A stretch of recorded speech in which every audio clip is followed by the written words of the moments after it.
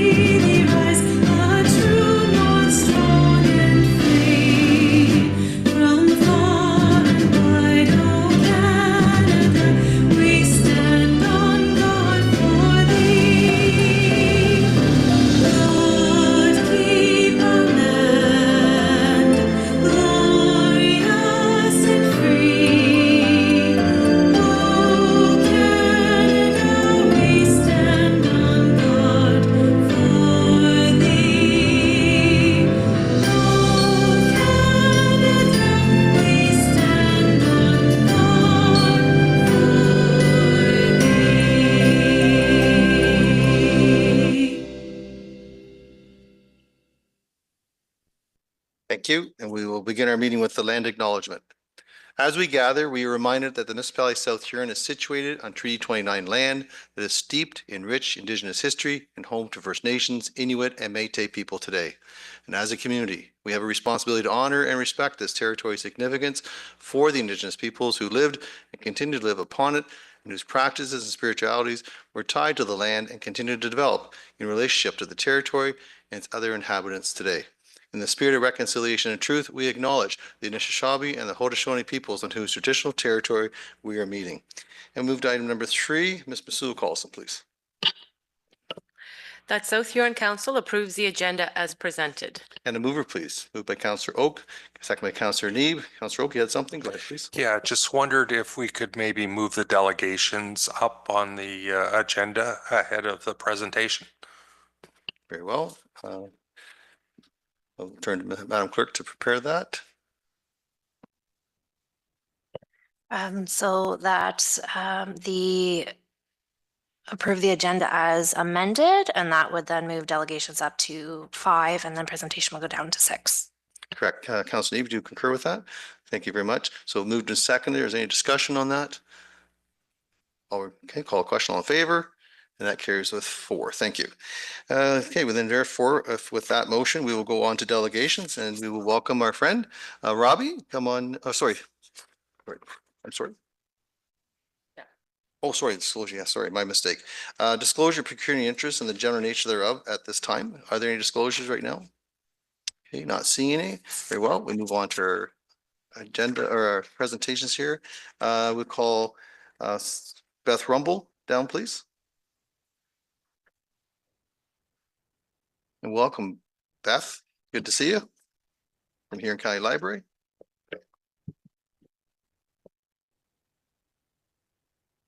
Good evening, and thank you for inviting us to attend. I am Beth Rumble, County Librarian and Director of Cultural Services, and I also have Tanis Vandermolen here with me as well. She's the branch manager for our South team, which includes Hensel, Exeter, and Kirkton branches. So we're always excited to speak about the work that's happening at the library. So I will cover high level, what's happening more broadly across the county library system, and then I will pass it along to Tanis to speak specifically about what's happening locally here for you as well. Next slide, please. So just to start off with, I like to share this slide just as a way to demonstrate how entrenched libraries are in people's daily lives. That yes, people may go to see a hockey game once or maybe twice, maybe not at all in a season, but they really are making a point to stop by their library on a monthly, weekly, or even daily basis. So they are busy spots across the province of Ontario. Next slide, please.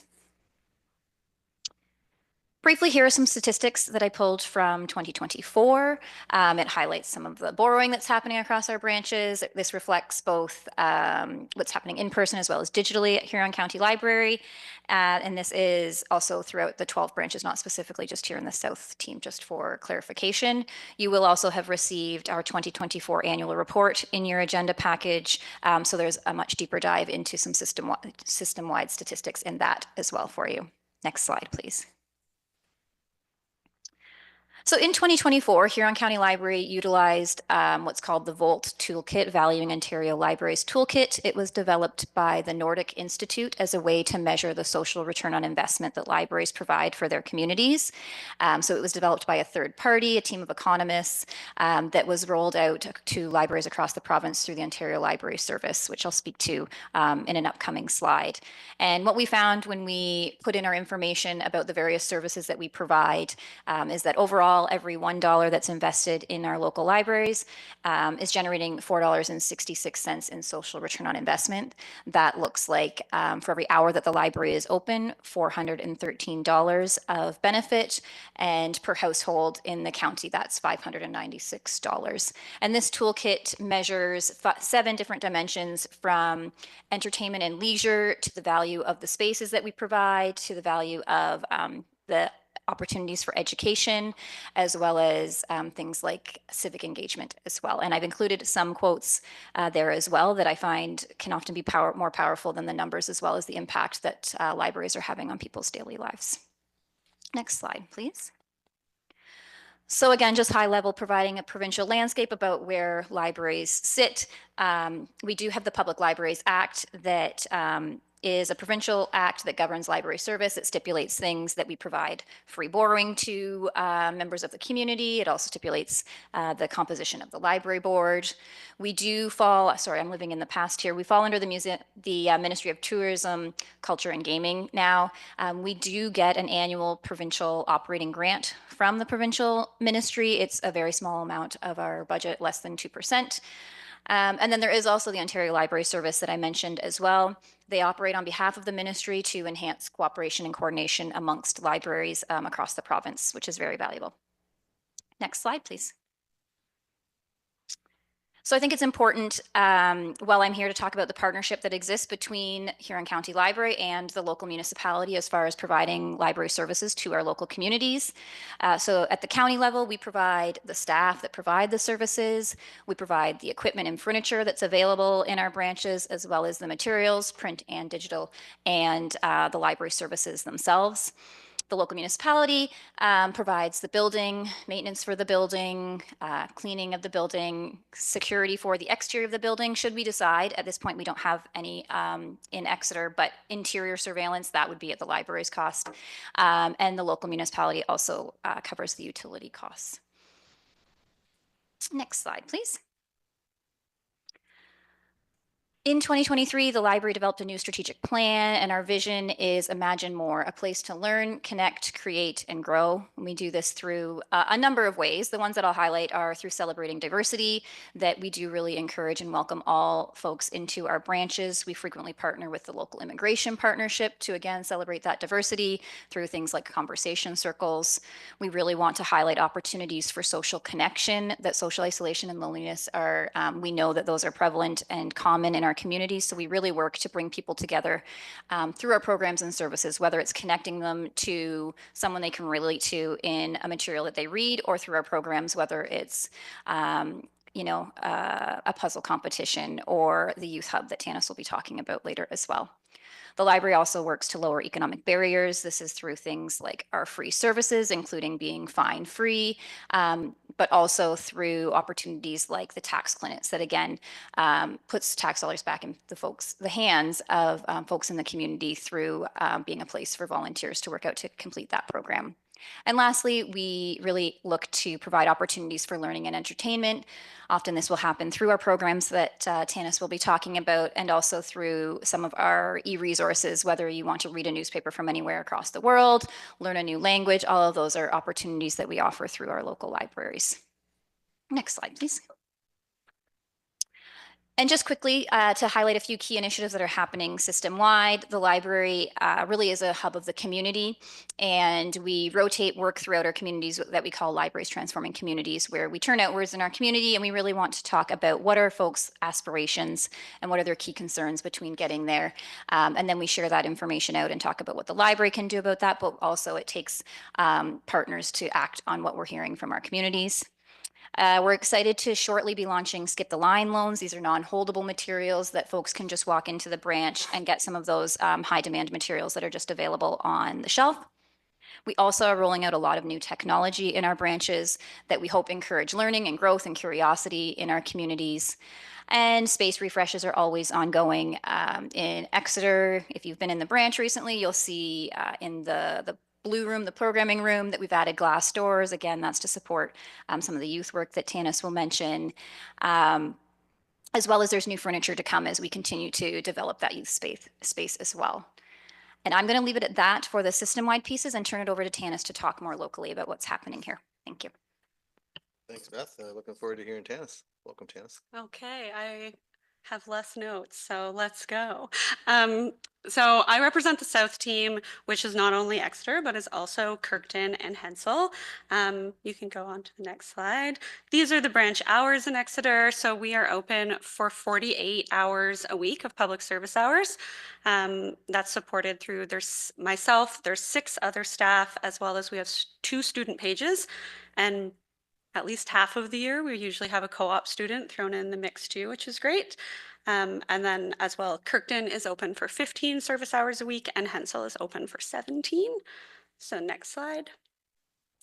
This is a really long list that I tried to capture as many of our programs and partnerships that have been happening either currently or in the not so distant past or not so distant future. So you can see that we do have a lot happening at the library.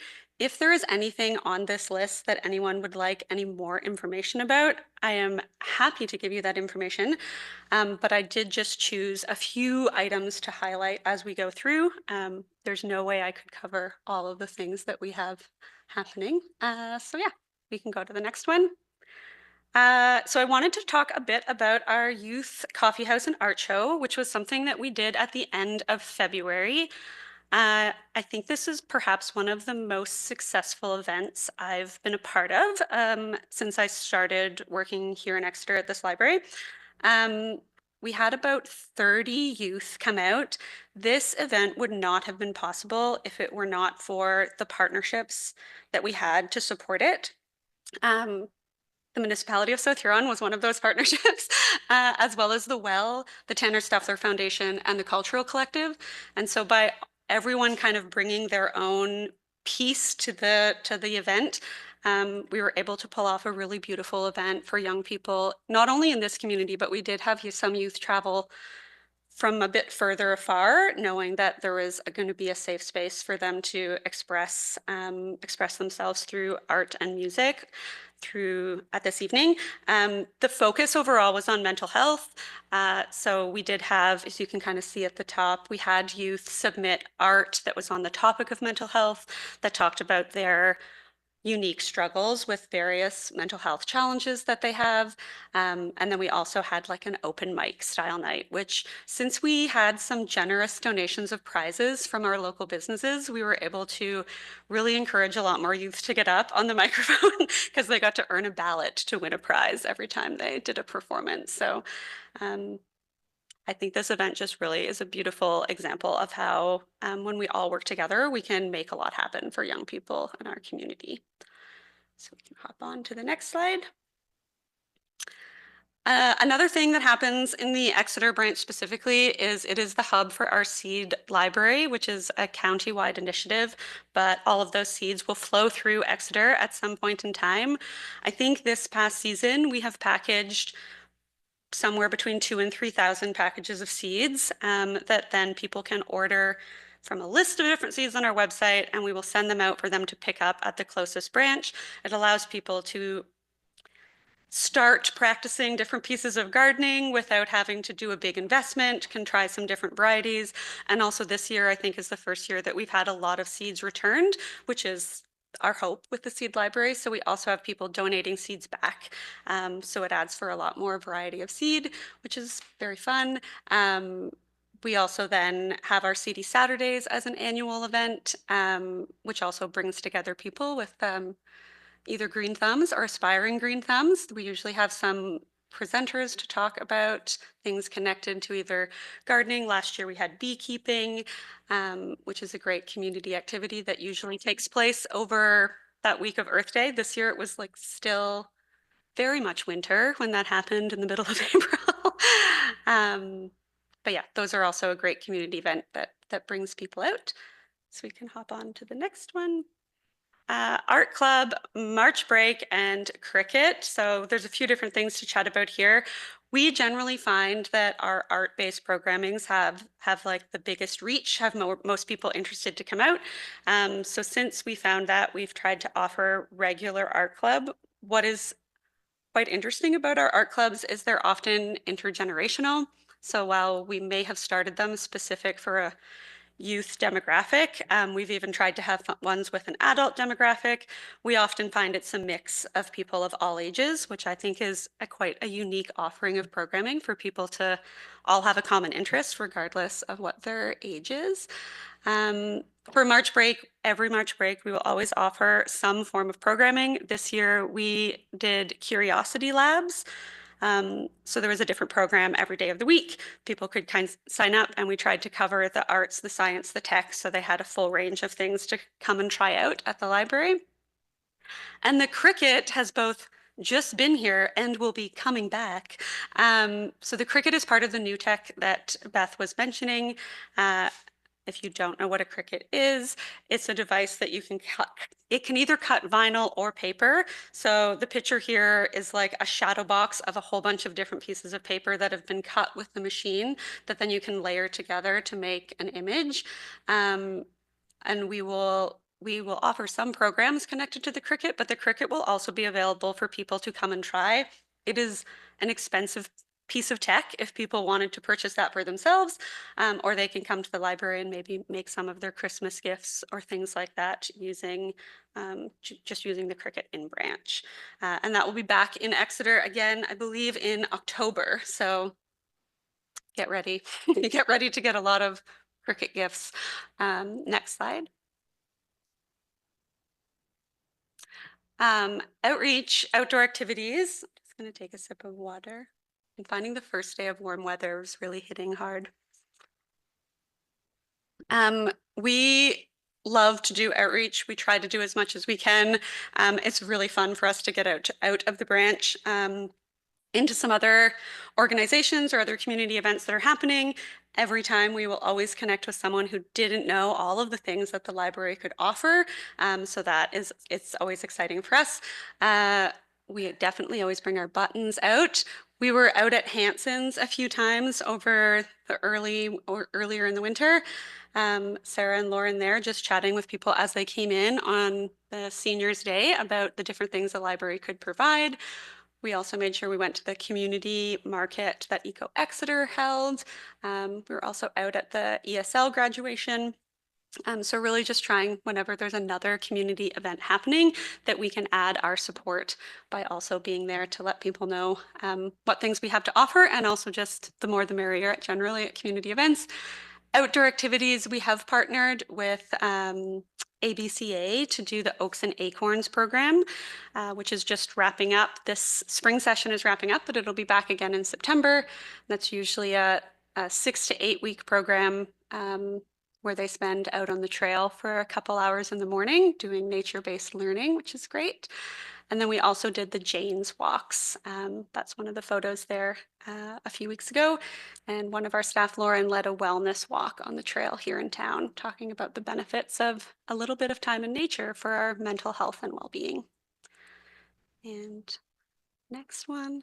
This is a list of our upcoming events, which I don't have my glasses, so I can't read it. But we do have a lot of things coming up that we are looking forward to. We do have our Pride Art Show is opening this coming Thursday. We will be taking part in the Canada Day activities on June 28th. Obviously, our TD Summer Reading Program is very popular, and that will be kicking off as soon as summer is officially here, as well as our book sale is in mid-July. And then something else just to put on the radar is the Meet Your Neighbor Night will be coming up in September.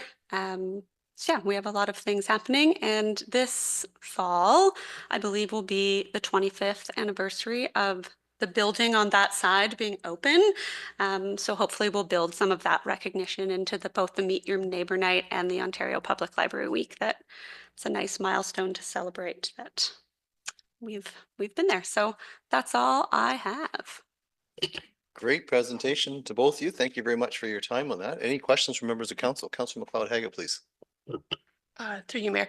Thank you for the presentation. I always am in awe at what programs you all offer at the library, because when I was a kid, it was a library, you got books, that was it. So it's amazing what you guys offer there now.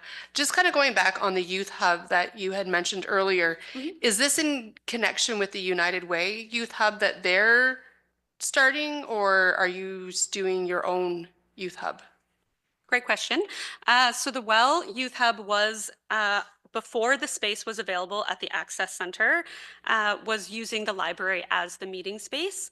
So they started operating with us last August, and then just not so long ago, the Access Center was able to open. So that program has been able to move across the street.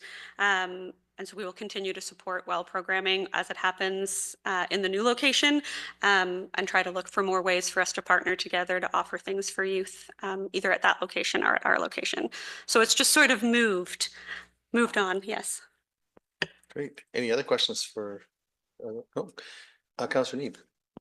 Just more of a statement. So thank you so much for the presentation. And I think it's really outstanding what the library is able to accomplish. And I also think too, in terms of the municipality, it's worth noting that there's a lot of activities that you guys have covered and partnered on that actually fit in with our community safety and well-being plan, not just in South Huron, but across the whole county.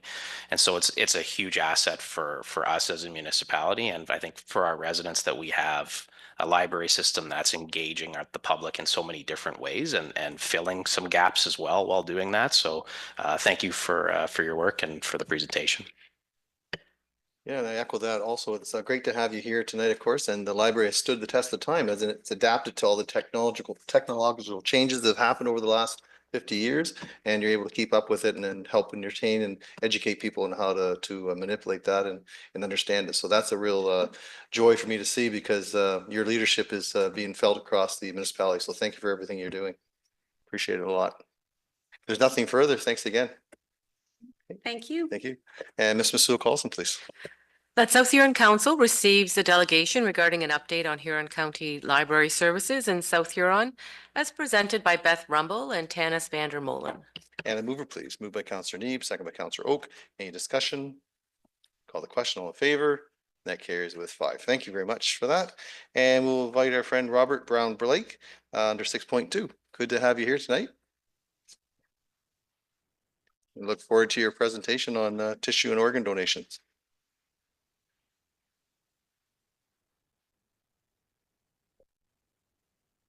Hello, my name is Robert Brown Blake. I am in 12th grade at the local high school here in Exeter. This is a presentation that I am presenting to you all is a part of a project to reach out to my community through many different means. Through my biology class, and I'm here to bring up the importance of bone marrow transplants and donation or general tissue and organ donations, and how important it is to raise awareness about this in the community. So to start with my topic to be more specific, was bone marrow and its role in the body. So to start with, what is bone marrow? So the bone marrow, if you don't know, is the spongy center of every bone in your body. It is comprised of two different types of marrow. So you have yellow bone marrow, which is fatty substances, which is where your body stores fats and other sources of energy. And the red bone marrow is the bone marrow that is oftentimes used whenever they do go in with procedures into your pelvic bone to extract bone marrow for stem cells. Next slide, please. So the red bone marrow, to be more specific, is what creates blood cells. So there are varying different kinds of stem cells. I won't list them all here because far too many of them have names I can't say. But they do come from. So the red bone marrow produces these stem cells, which then go on through these processes to become one of three different types of blood cells: red blood cells, white blood cells, or platelets. So without bone marrow, the blood cells, blood cells would decay within a week to a few months, with your platelets being the first to decay, as their lifespan is only 7 to 10 days.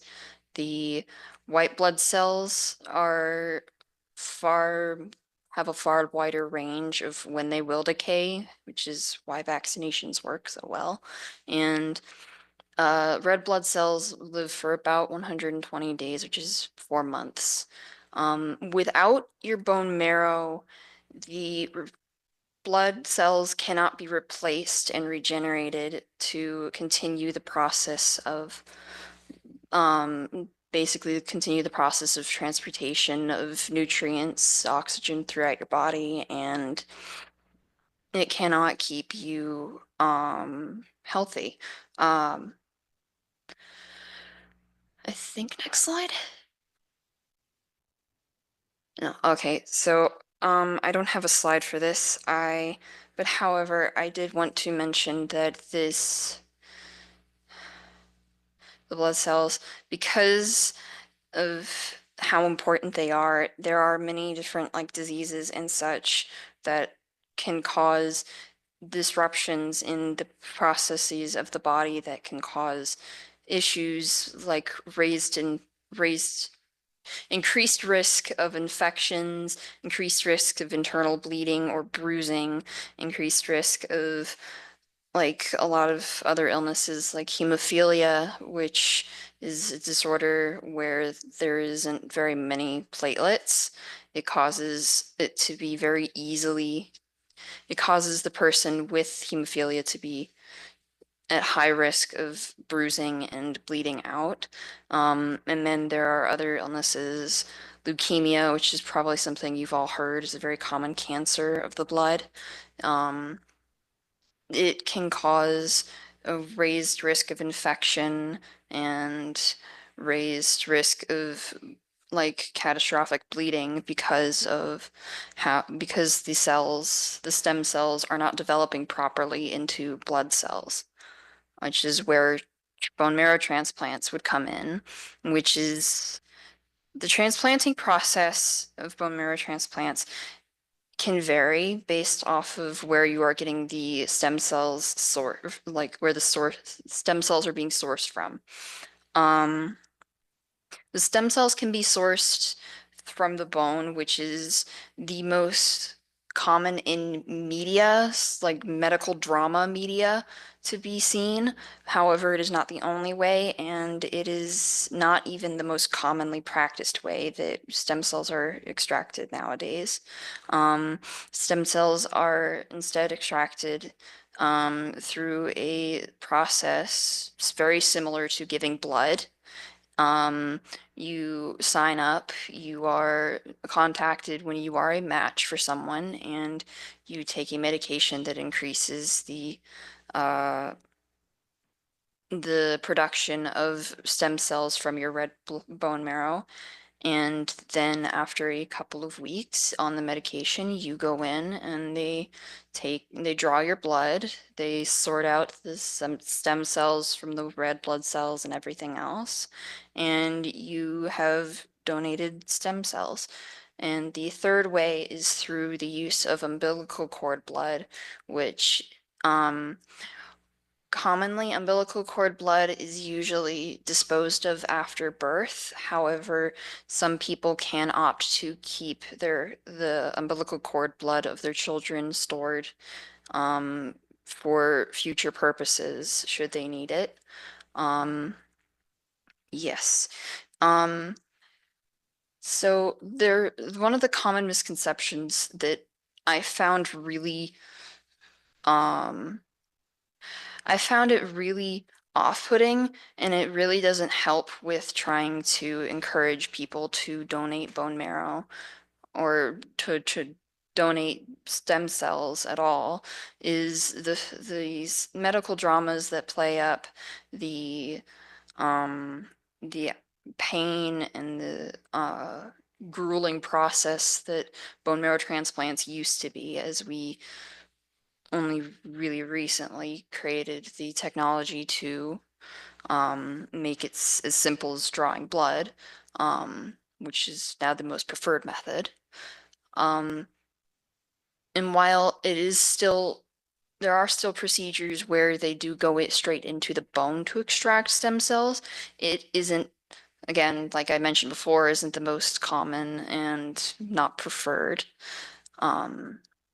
So the medical dramas are not true pretty much at all about how bone marrow transplanting is, or bone marrow donation is. And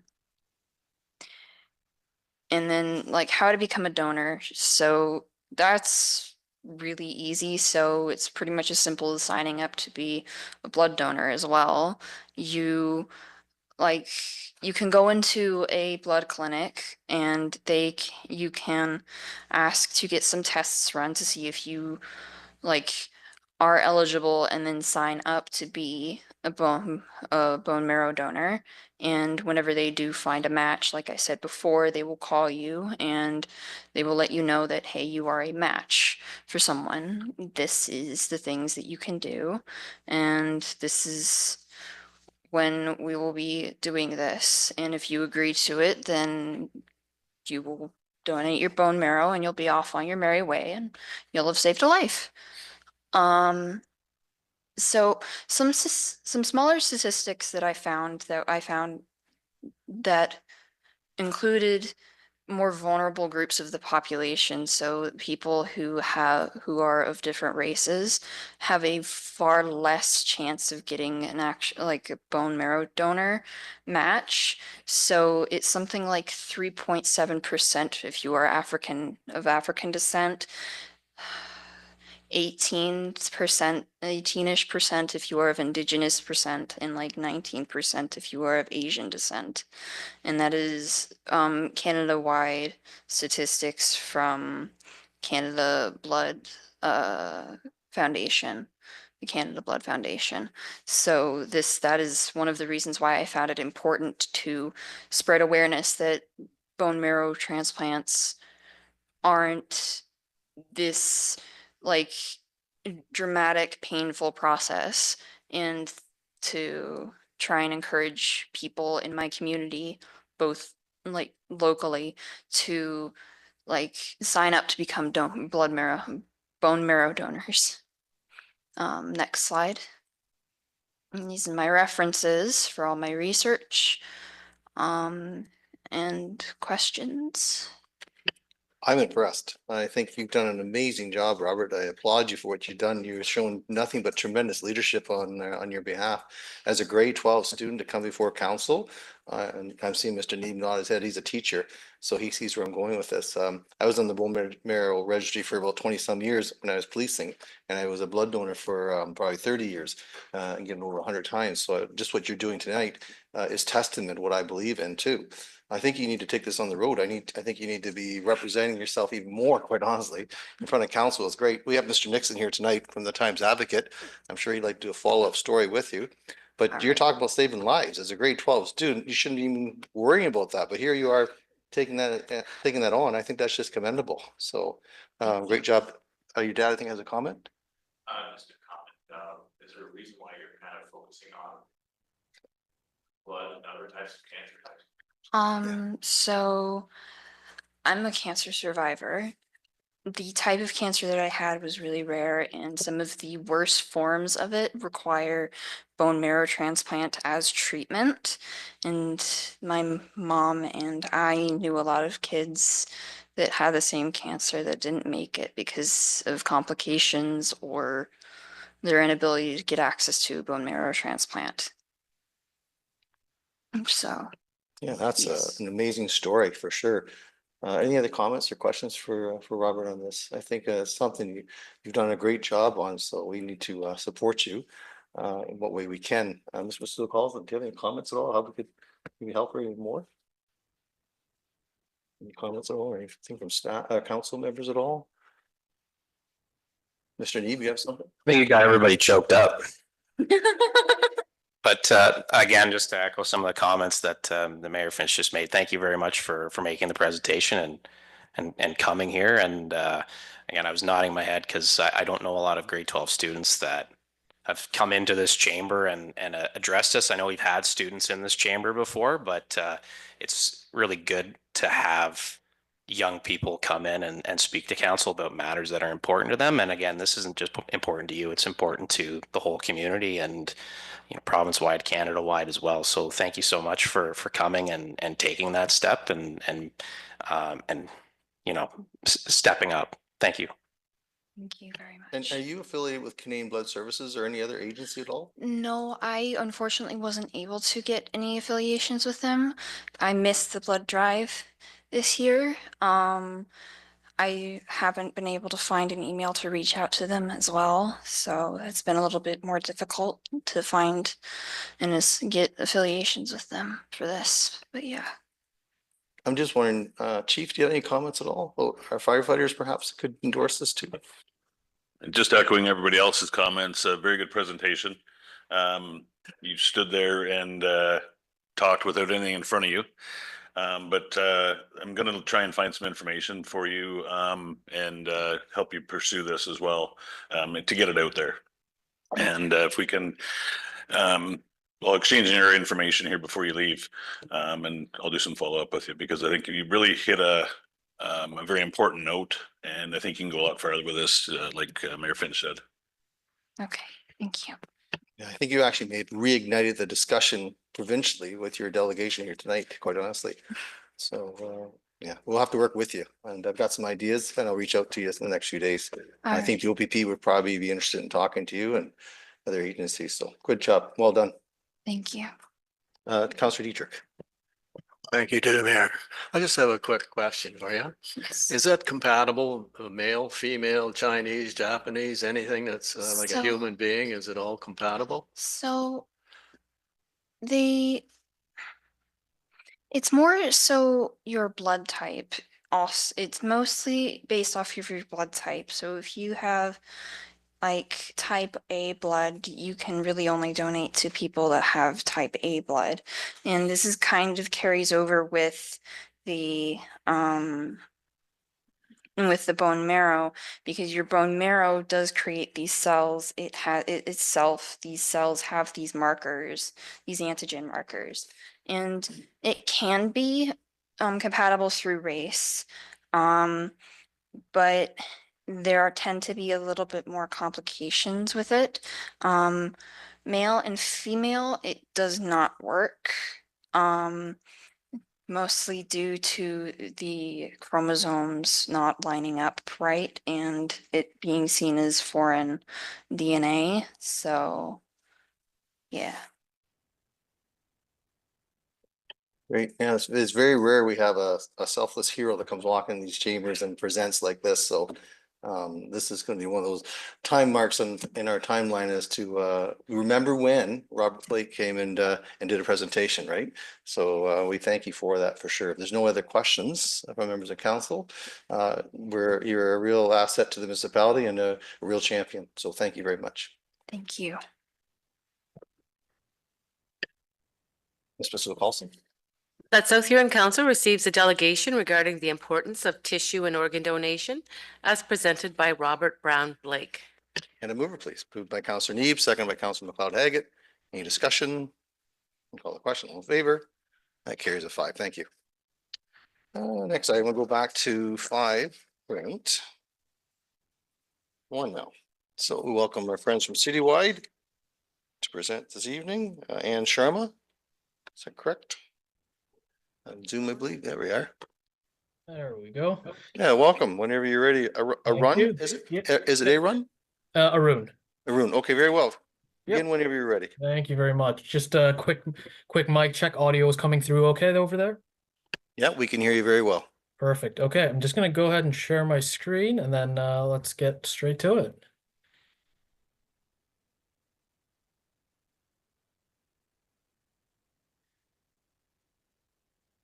There we go. And you should be able to see my screen now. So I just want to confirm that. Yes, we can see it very clearly. Yeah. Perfect. Thank you. Well, thank you very much for having me. My name is Arun Sharma. I'm an asset management advisor at PSD Citywide. So again, thank you for taking time out of your busy days to be able to receive this this presentation in regards to the 2025 asset management plan. In regards to the agenda, there's a few things that I'd like for us to discuss here. So firstly, we're going to start off with kind of just the project overview, the timeline and the process that our team at PSD and the some key folks at the municipality were involved in. Following that, we'll go into some of the specifics within the 2025 asset management plan. Following that, we will discuss the proposed levels of service, some of the legislative requirements, and also touching on the financial outlook for the next 10 years for the municipality. And then we'll conclude with some takeaways and some immediate action items for the folks here on council to take into account over the next couple of weeks or so. So in regards to the project overview and what some of the requirements were with this 2025 asset management plan, first and foremost, we like to say that our primary objective, of course, was to create a 2025 compliant asset management plan.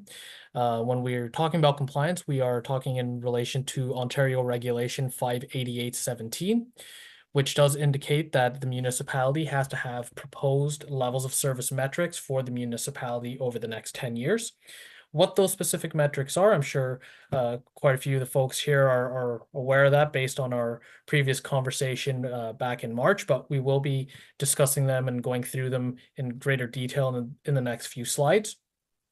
And of course, with our secondary objective there is also the further consolidation and refinement of our municipal asset data. Of course, data and any type of reports and projections over the next 5, 10, 20, 50 years, it's only as good as the data that feeds into the citywide system. So of course, we spent quite a bit of time consolidating and just further refining any and all municipal asset data.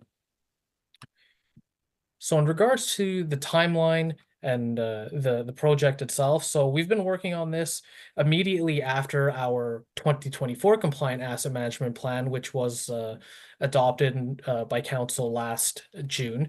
We've been working on this 2025 plan immediately after. So from August of last year up until and including now with the culmination of the plan. So essentially up until July of 2025, when it does need to be posted to the municipal website. We've been working on it for about 11 months nonstop. So a few of the things that we have been working on, like I said, first and foremost, we've been really spending a lot of time refining the data within the asset management register. So I'm going to speak to that in a couple slides, as I mentioned, but we've done a really tremendous job working on that over the last few months. And then once we were able to refine our data and button up a few of those issues, in the new year, so from January to April, this is when we met with quite a few internal stakeholders. We did some surveys, we did some workshops in February and March, and then of course the municipality did some public engagement in April as well. So to drill down and speak a bit more in depth about all of these various things that we've worked on over the past few months. Going back to that first piece which was the refinement of that asset register data, really dating back to August of last year. Again, kudos to the team there at South Huron and a few of the folks on our team. We've done an excellent job collaborating and really refining the asset register. So over the past 10-11 months, we've very drastically improved the data within the PSD citywide software. So some of the things that we've worked on that has reaped tremendous benefits is integrating the various building condition assessments that were done. So as opposed to relying on an age-based approach to say, this is what the condition of our facilities are in, or these are the replacement costs where we're inflating historicals, we've integrated all of those external building condition assessments, which gives us better data. It gives us a better breakdown of the replacement costs, the condition of our assets. So that's a really positive step. Another thing that we've spent quite a bit of time on was refining our roads life cycle costs. So in relation from our 24 to our 2025 asset management plan, something that you may notice is that the replacement costs for our road assets, it's a bit lower now, and the reason for that is because we're using real updated costs as opposed to just using CPI or using outdated costing details. So all of that has been updated. Another thing that we've done is we've conducted various internal assessments to various asset categories, whether that be machinery, equipment, your rolling stock or fleet. So internal assessments have been done, which has been tremendous as well. And then that last piece is with our underground infrastructure. So with our water mains, our sanitary mains and storm mains, we've actually gone through the process of getting dollar per meter costing as opposed to, again, historical or outdated costs. So these four things are just some of the highlights that I want to bring to the forefront to really indicate that the team at South Huron and our team here at PSD, we've done a really excellent job over the past year improving the data. And like I said, and going back to an earlier point, is the report, the projections, that's only as good as the data that feeds into it. So moving on then to the internal stakeholder surveys. Now, this was done in January of this year, so a few months ago. And really what we did here was we sent out surveys to all the different subject matter experts at the municipality. So everyone that oversees your roads or your protection assets or your facilities, whether it be your community centers or your fire halls. So we sent out surveys to really understand and leverage the subject matter expertise at the municipality to understand how assets are managed. What are some of the operations and maintenance activities that are done? When and how are assets rehabilitated? When and how are they replaced?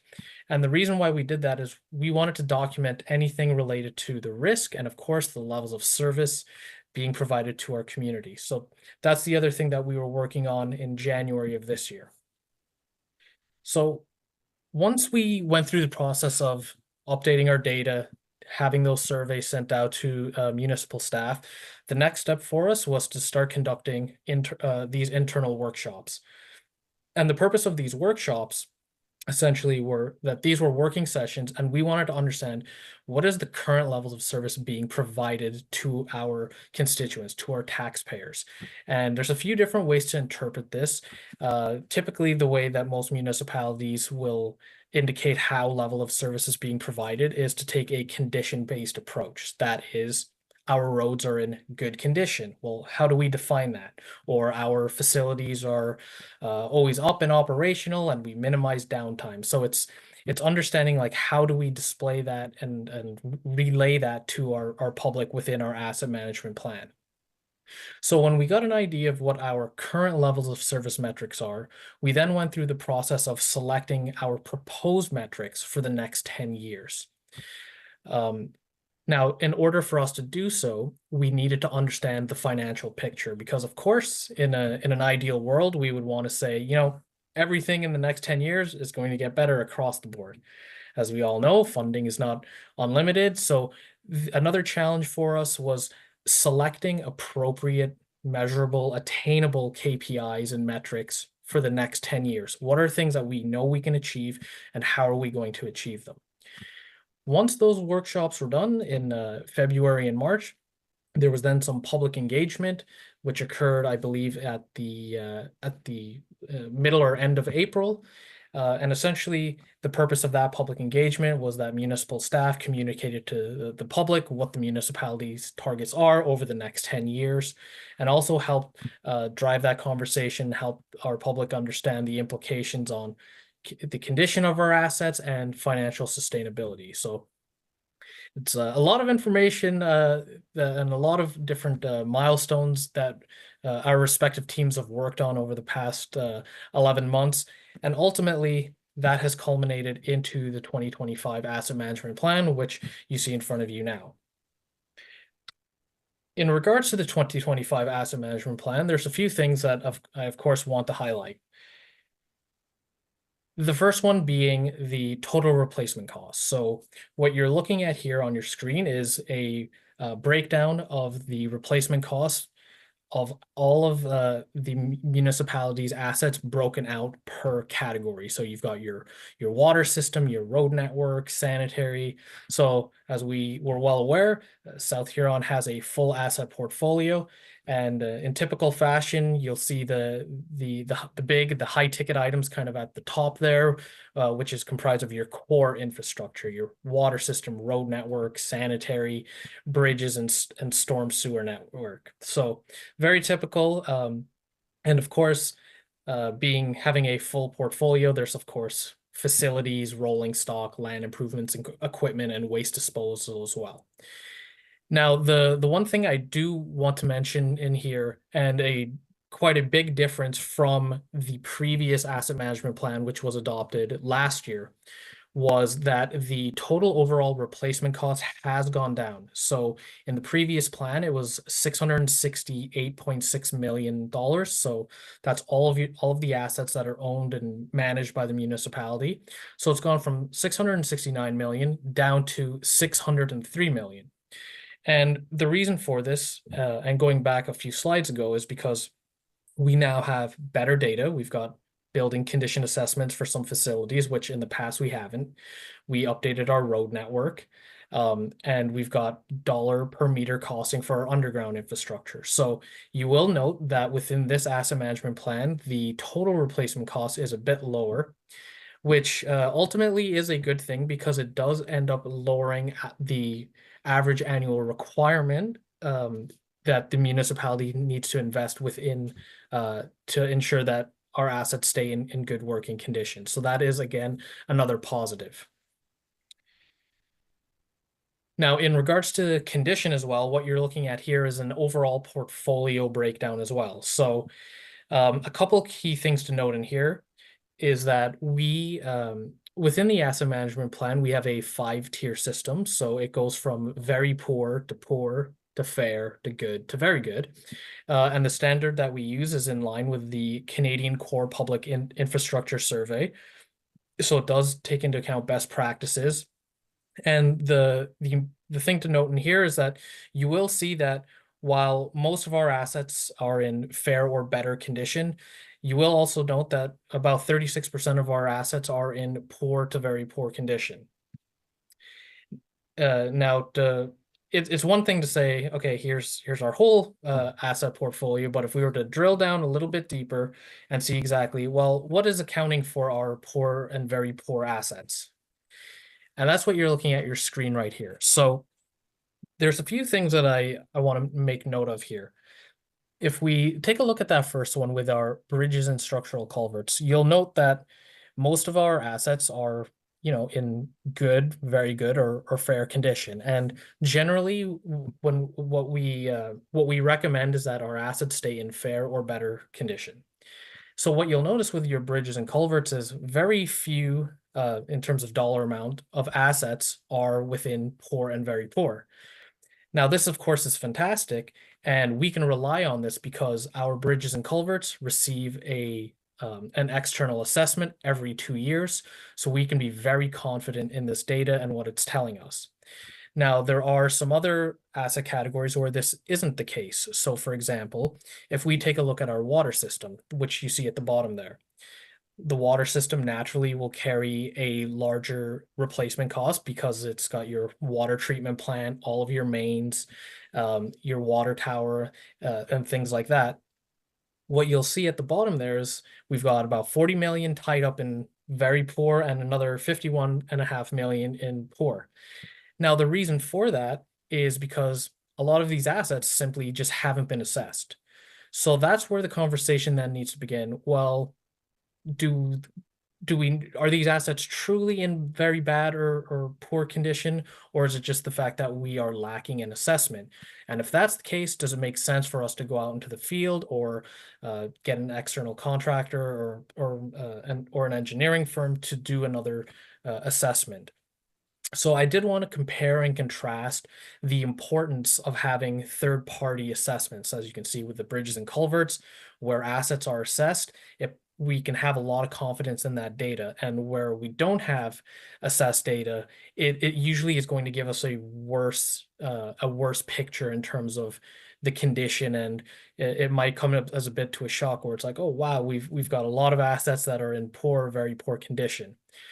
But again, there's got to be a bit of nuance there in understanding, well, what's assessed, what hasn't been assessed. Does it make sense for us to go out into the field and do that? So our next slide here just summarizes all of our different asset categories and gives us a breakdown of the assets that have been assessed. So again, with our bridges and culverts, fantastic. Every single asset, every single bridge and structural culvert within the municipality has been assessed. And we can be very confident in that because of the external, it's called an OSIM report. So this is just a report or an inspection that occurs every 2 years.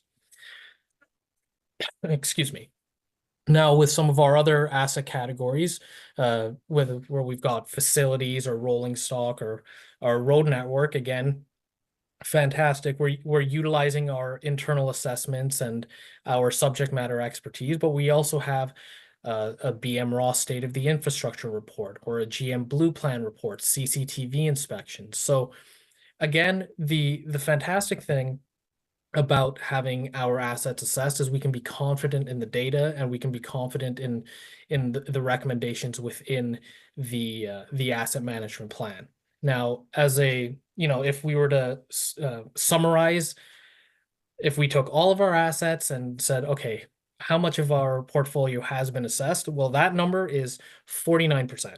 So that's to say 49 to 50% of every single asset that is owned by the municipality has received some sort of an assessment, which again is a key highlight.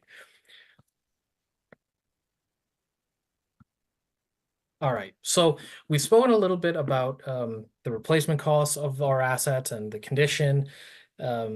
Now I want to shift gears a little bit here and talk about the proposed levels of service and talk about some of the legislative requirements from the province. So essentially what the municipality was on the hook for, or is on the hook for, is that there needs to be an identification of the proposed levels of service metrics for the next 10 years. So for example, if we're saying our roads are currently in fair condition and over the next 10 years, we are targeting that they are in good condition, we need to indicate why that level of service is appropriate.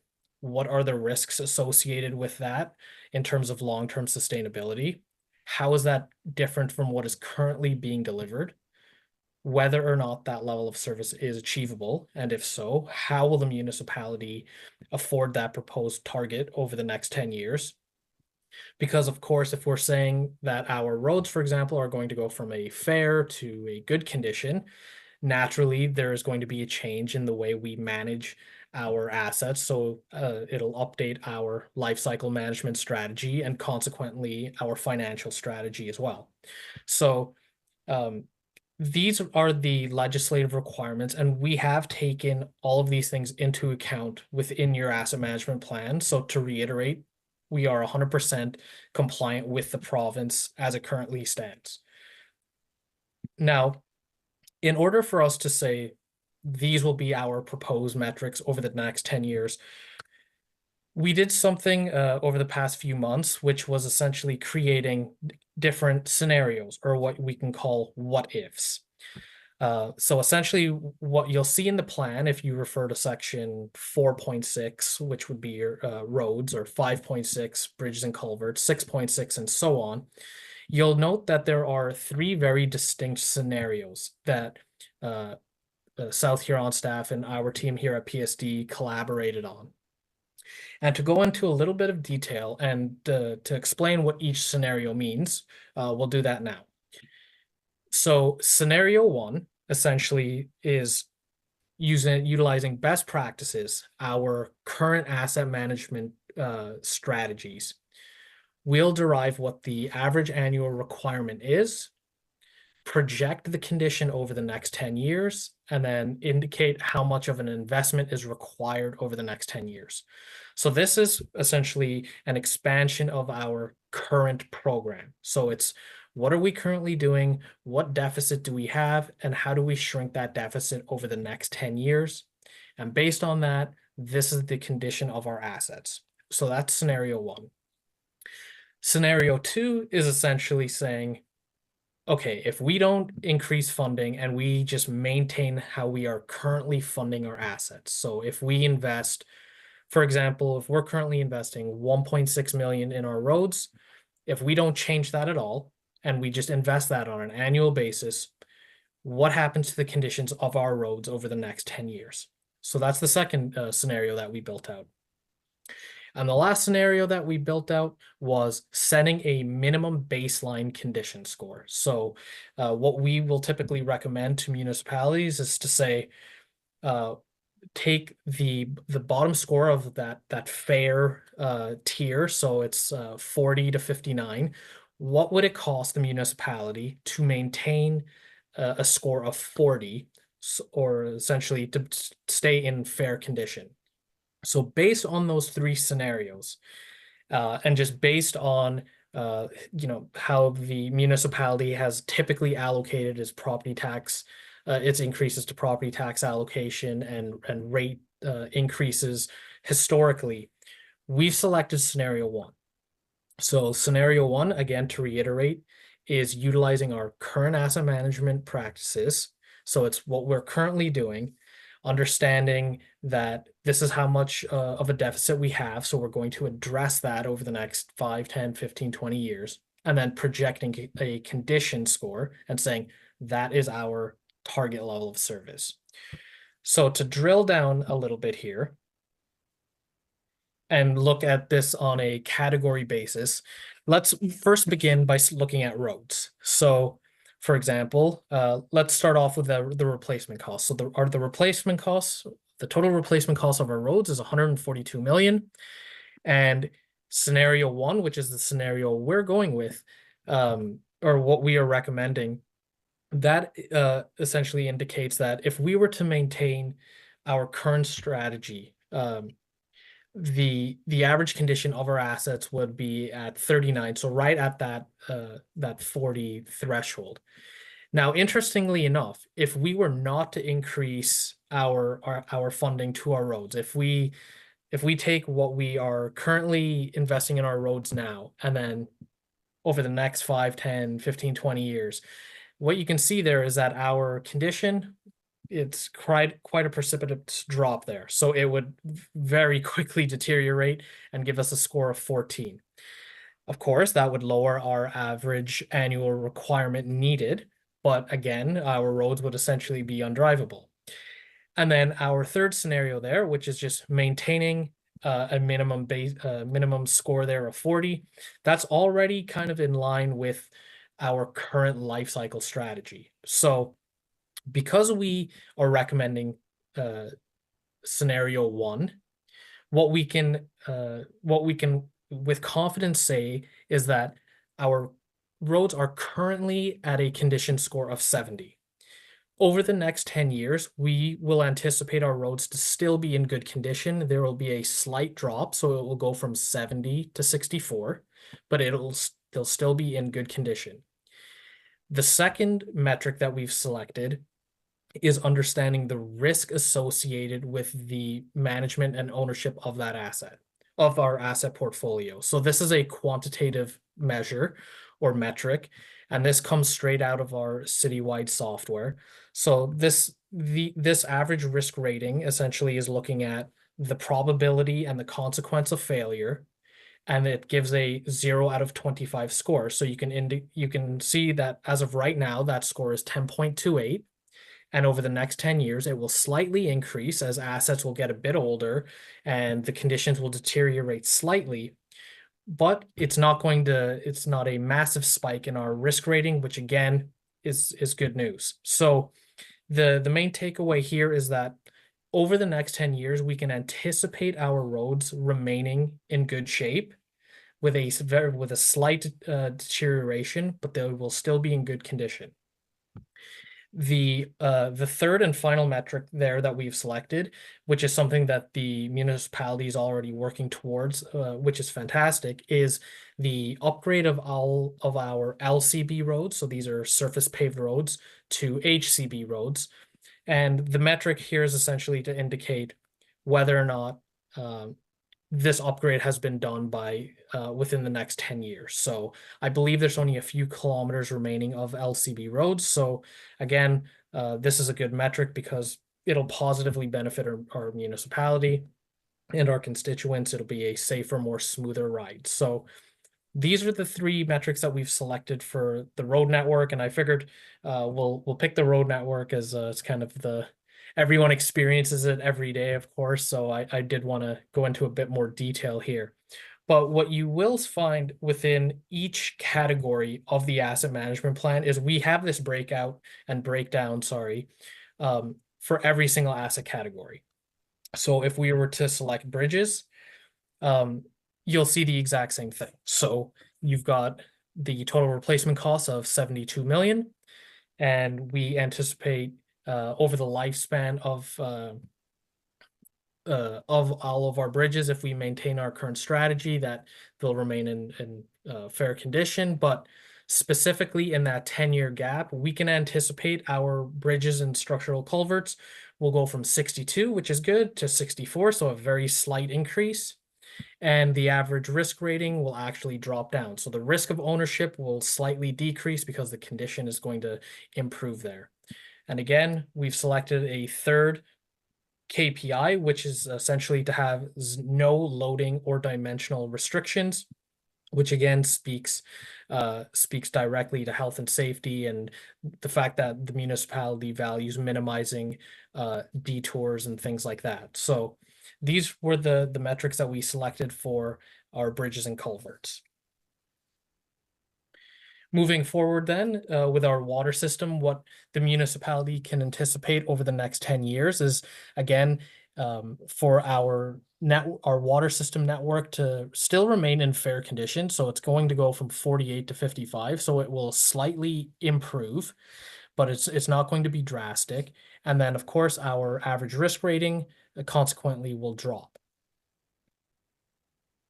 With our sanitary sewer network, very similar to our water network, we anticipate that the average overall condition will go from 64 to 69, and then the average risk rating.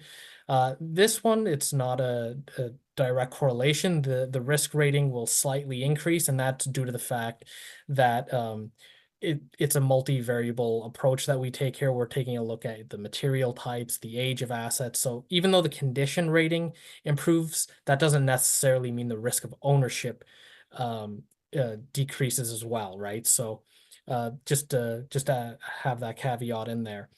And we also did select a third metric there, which is to have 0 bypasses at pumping stations as well.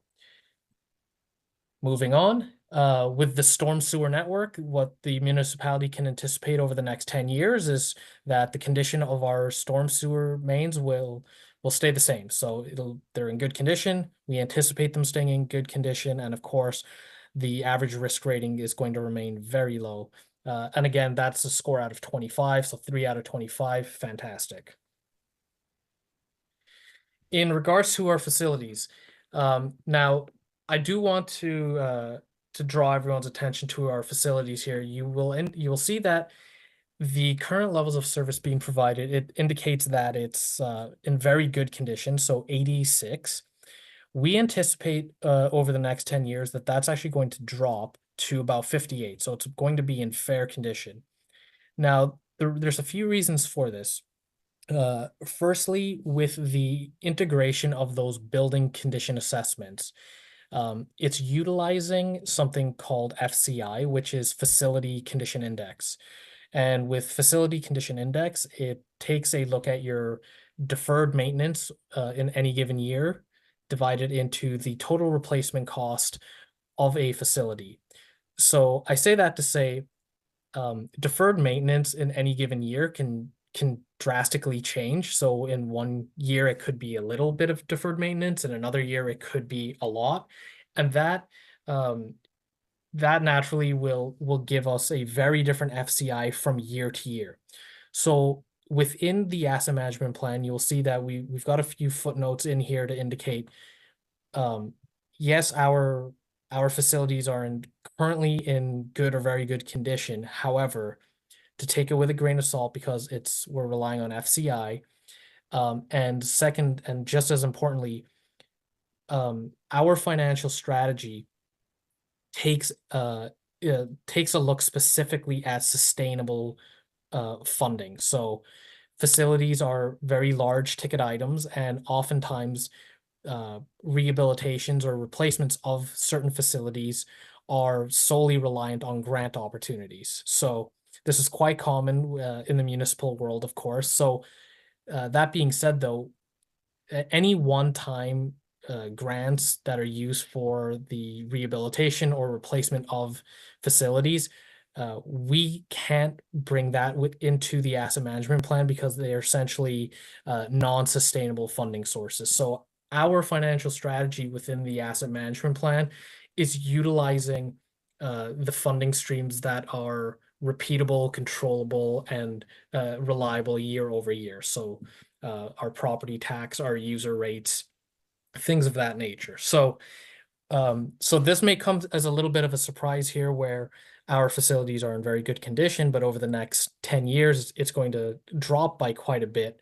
But the reason for that is we did not want to indicate that they're going to stay in good or very good condition, because we can't, indicate within the plan that we're going to be relying on one-time grants to upgrade and update certain facilities. So you will see that within the facilities, the condition, it is dropping quite a bit there. And of course, the average risk rating is going to increase as well. But that being said, though, these target levels of service metrics, we're selecting metrics that we know are going to be attainable and achievable. That's not to say that the facilities over the next 10 years will be in the condition of 58. It very well may be higher than that, but that would be because we're utilizing a one-time grant or something of that nature to improve or rehabilitate a facility.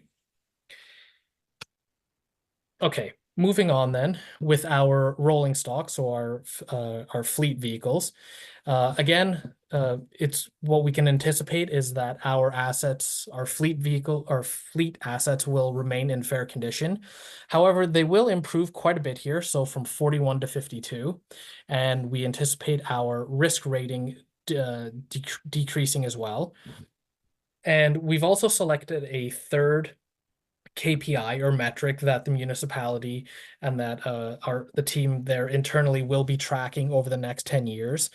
And this is based on the fleet the municipality's 2024 fleet policy. So within that 2024 policy that was adopted by council last year, it essentially indicates that if our vehicles are in XYZ condition, or if it meets certain parameters, that it's replaced in a timely manner. So the KPI that we've set over the next 10 years is, are we following the 2024 fleet policy? Are we replacing these assets when we said we would? So again, another fantastic metric that the municipality will be tracking over the next 10 years. In regards to our equipment, we can anticipate that we will be going from a fair condition up to a good condition, so 50 to 60, and consequently the average risk rating will be decreasing. And similar to the rolling stock, there's some assets within here that will need to be replaced as per the fleet policy as well. So again, those are three fantastic metrics that will be tracked over the next 10 years.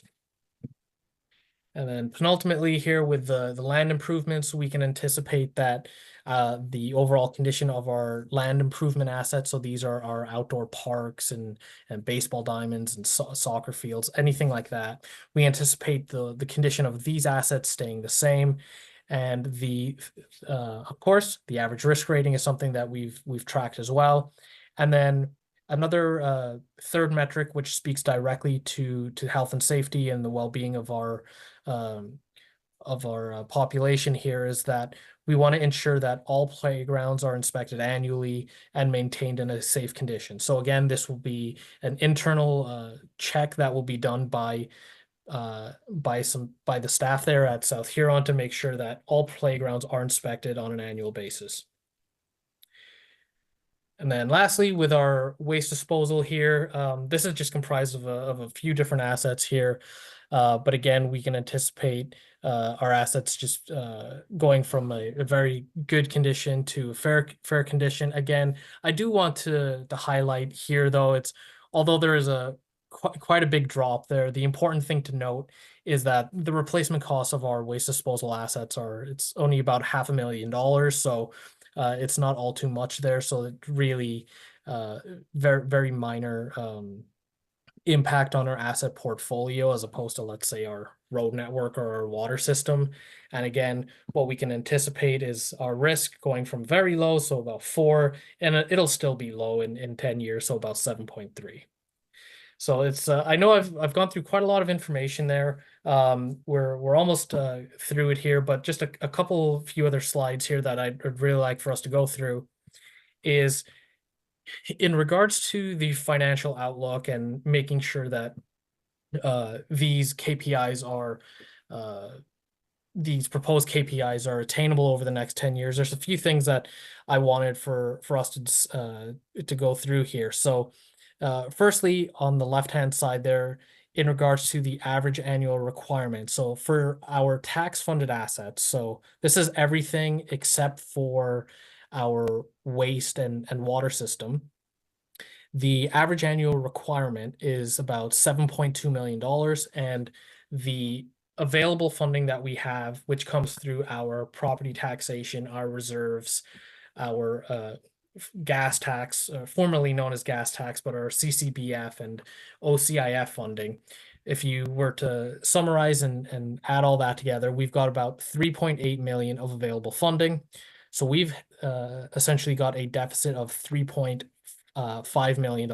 So in other words, the municipality is about 52% funded, which is right in line with the municipalities across Ontario. Typically, we'll see anything from about 40 to 60%. So we're right in line with municipalities. What that means, though, is that ultimately over time, so over the next 5, 10, 20, 30 years, ultimately we would like to close that gap. Because what we would like to happen is for the municipality to rely more so on its sustainable funding streams as opposed to one-time grants. So what that means is that the tax increase required for full funding would be approximately 30%. So, if we were to say we're going to address that over 5 years, not realistic. I don't think anyone would go for that. But to say we're gonna to get the full funding over the next 20 years, 15, 20, 30 years, much more attainable. And for our rate funded assets, it's very similar to our tax funded, whereas we're about 51% funded. So that essentially is the funding that we have available in relation to the average annual requirement. So we can see that the funding we've got available is about 3.4 million, and the average annual requirement needed for full funding is about 6.7 million, or sorry, 6.6 million. So again, we're about 51% funded, which is right in line with municipal averages across the province. So based on all of that, based on our KPIs, our data, and our financial outlook, the recommendations that we have within the asset management plan are as follows. So as you can see here, for our tax funded assets, our water funded and our rate funded assets, everything is about 2% or lower, which again is right in line with the average of 1 to 3% across Ontario municipalities. So we're at around right at that middle line. So what we are recommending is a 15-year phase-in for our tax-funded assets of about 1.9% annually. For our water assets, we're indicating a 20-year phase-in for 1.8% on an annual basis. And for our sanitary, a 10-year phase-in, which is 2% annually. Now, I do want to highlight, as I was reviewing the previous asset management plan in 2024, and this really does highlight the importance of good data. So if we key in on the tax-funded assets here, the recommendation that we had in the previous plan, it was 1.6%, and you'll see that is 1.9% now. However, the phase-in period last year in the 2024 asset management plan was 20 years. So that would be about 32%. So 1.6 over 20 years is about 32% in total, whereas we're indicating 1.9 for 15-year phase-in period, which is about 28%. So because we've gone through the process of updating our data, making sure that the asset management register is as accurate as possible, the phase-in, the total number of years to address that deficit is actually 5 years shorter, which is fantastic news. So it really does highlight the importance of updating our asset management, our asset register, doing reviewing our asset management plan on an annual basis. When new information becomes available, we're updating our systems to make sure that we're not just saying, okay, we're going to go with 1.9% over the next 15 years and not look at it. So it really does highlight the importance of updating our systems on an annual or semi-annual basis. Now, some of the key takeaways and action items, and I just mentioned this, but asset management in general is always evolving. So like I said, good data is the backbone of setting, recording, and adjusting any type of metrics. Because of that, it's what we've done here is we've started small, where we've selected 2 to 3 metrics for all of our asset categories. And the reason for that is because we want to ensure that we have good data. We're collecting metrics that make sense for the municipality, because in 5 years, we are legislatively required to do a review of the asset management plan again. So if we find out that, okay, in 5 years, we want to start bringing in some more complex metrics, that would be the time to do so. And from now until 2030, we're going to be continuously improving and working on bettering our asset management register, integrating new studies, new reports. So again, start small and expand when we need to in 2030. That being said, like I mentioned, as updated data, reports, and studies become available, it's always going to be crucial to integrate them into the municipality's best practices and asset registers, because again, the reports are only as good as the data that feeds them. And I do want to also indicate that the municipality has done a fantastic job of selecting tangible, realistic, and financially sustainable targets over the next 10 years. As you'll see, all the based on our our target proposed levels of service metrics, the recommendations that we've had in regards to funding, it's about 1.8 to 2% annually. So it falls in line with the municipal averages. You know, we're not indicating we need to improve or increase our property tax by 5 or 7 or 8%. It's manageable, it's attainable, it's realistic. It's 1.9%. In regards to immediate action items, so what we're recommending here is that staff will provide council next steps at the next meeting on June 16th. But our recommendation here at PSD is that council, as per section 8 of the Ontario Regulation 588-17, firstly, approve by resolution the asset management plan, and then secondly, authorize staff to post the document to the municipality's website. So just to conclude, in order for the municipality to be completely compliant with the province, it does need to be on the website by July 1st.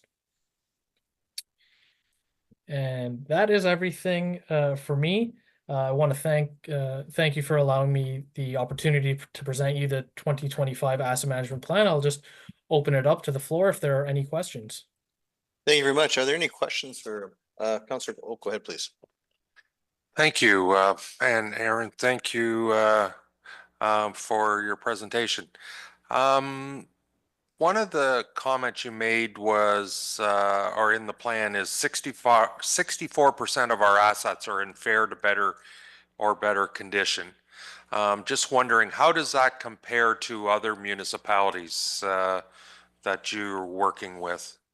Right. So thank you for the question. I can tell you I am currently working with close to 24 municipalities, and whenever we've got about more than 50% or so of our assets being in fair or better condition, I truthfully have a breath of relief there, because that's a good news story. So 64% of the assets, as you indicated, are in fair or better condition. But the more important thing is that the big ticket items, so like your bridges and culverts, for example, or your road network, your facilities, a lot of these assets have already been assessed. So it's fantastic that 64% of our assets are in fair or better condition. Another good news story, though, is 50% of all assets have been assessed in some capacity. So again, that's fantastic. Councillor Oak. Thank you, and thank you for that answer. It's stated in the plan that that roughly $13.8 million is needed per year in capital replacement, and that we're doing 7.1 million, right, with a gap of 6.7 million. I guess I'm a little bit confused, because in our capital plan for the last 3 years, we've had between $14 and $16 million in capital in our budget. right. So I'm not sure where the 7.1 that we're doing comes from. Okay, so the 7.1, sorry, bear with me for 1 sec here. So the way that our now are you referring to the average annual requirement, that like 7.2 million, I believe? Yeah, you said that we have a gap of 6.7 million a year, that we need to close that gap of 6.7, Correct, right, bring it okay. up you know, to where we need to be at the 13.8. Right. And I guess I'm just wondering what that number really is, because we are in our capital plans each year for the last 3 years, we've been $14 to $16 million in capital Right. projects. Okay. Yeah, good question. So now the annual funding that we've indicated that is available to the municipality, that is strictly what we would call sustainable funding. So that would be your property taxation, your reserves, your CCBF, which is formerly the gas tax, and OCIF funding. It doesn't take into account one-time grants or anything like that. So if there's I believe like an HEWSF grant, there's various other types of grants that this financial strategy hasn't taken into account. So the way that the financial strategy is currently written is, okay, if we look strictly at the funding that we know we're going to get on a year-to-year basis, things that we know that are within our control, things that we know we're going to have next year and the year after that, or the next 5 or 10 or 20 years, based on that funding, how do we address the deficit? So I do agree, like the capital that you may have been allocating for the last 3 years is probably higher, but the reason for that is because it's also utilizing those like one-time grants or different funding avenues, which may or may not be there the following year. Councillor Oak, or go ahead. Yeah. Through you, Mayor, just to build upon that. So that includes things like development charges, the wind turbine funding. None of that money is going to be included in here because that's not sustainable. This is just the grants that we know about. Correct. And this plan is based on 2023 numbers, correct? And so Correct. the last 2 years, like 25 and last year 24, any improvements we've done isn't reflective in this plan at all. Which, okay, so Yeah. and that's good. And that gets me to one of my final comments or questions is your recommendations of the 1.9%, the 1.8%, and the 2%. I'm not sure how we can afford 5.7% a year without senior levels of government help, because we can't do that. I guess I'm just wondering if I'm understanding it right. This is cumulative. It's not a one-time shot to bump things up. It would be 5.7% either on user pay or a levy each year to get us to these levels. Is that Right, how so- I'm reading that? Yeah, so the reason why we've broken it out is because of the like they're different funding streams essentially. So we do understand and indicate within the plan that like addressing the deficit is going to be difficult to do regardless. So even if it was 1%, we know that would be difficult. The important thing though is that the asset management plan in and of itself, as you mentioned, it's from it's using 2023 year-end financials. So it is a snapshot in time. So for example, if we were to get an inspection done next year on a big ticket item and we find that our average annual requirement is going to be a bit lower now because the condition of that asset has improved, so on and so forth. As better data becomes available, these average annual requirements will change. It's like these are by no means set in stone, but it's the recommendation essentially is just based on the data that is currently within the system. That system can change in a few weeks, in a few months. And because of that, the asset management plan itself has to be a fluid document and it has to be kept up to date, and the asset register has to be kept up to date. And it's for that reason within the plan itself as well, we recommend like an annual review around budget time as well to ensure that, okay, the plan has indicated a 1.9% increase on an annual basis. Is that still the case? Do we have new assessments that we can take into account? Have we done, are there new assets? Have we retired some? Are there net new assets? So by no means is this set in stone. And it's for that reason within the plan, we'll always recommend an annual review around budget time as well. Thank you, Councillor Neeb. Go ahead, please. Yeah, thank you, Mayor Finch, and thank you again, Arun, for the presentation. My question is just about the different years phases in, Right. or phase-ins of the different tax-funded assets and rate-funded assets. Right. As far as like other municipalities, like are some of them going for 20, 25? Like what would be the average? Because again, I look at 15 years and I think, well, why not 20? Why not have it at 1.6 like was originally or projected?